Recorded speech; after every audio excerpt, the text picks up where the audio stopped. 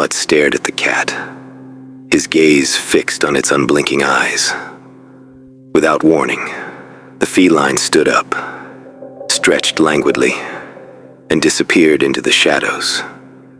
As Mutt stepped into the family-owned funeral home, the familiar scent of polished wood and floral arrangements greeted him.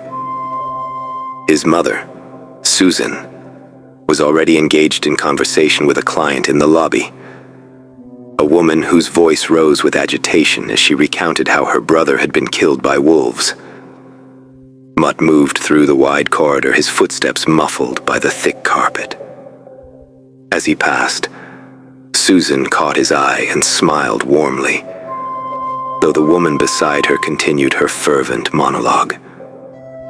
Susan, however, found it difficult to believe that wolves were lurking in their area. With a polite nod, she excused herself and followed Mutt into the staff room. As he readied himself for his shift, she spoke gently. "Hey, Mutt. How are you feeling? I know your neighbor passed away. How does that make you feel?" Mutt nodded slightly in acknowledgement, but offered no words.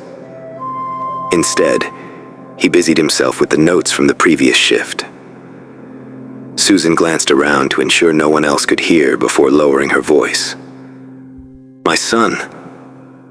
She hesitated, then whispered, "Guess what? His body will be here around 3 p.m. As soon as the medical examiner is done, they'll send him over." She studied Mutt's expression, searching for a reaction. Then, in an even quieter tone, she added, "Do you want to be the one to turn whatever's left of him into ashes?" Mutt grabbed the red schedule book from the central table and met his mother's gaze.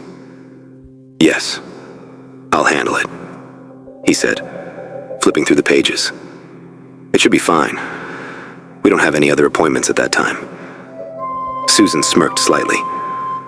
"Okay, Serena's here today. She'll assist you." Suddenly, voices rose from the lobby. Susan sighed and went to investigate.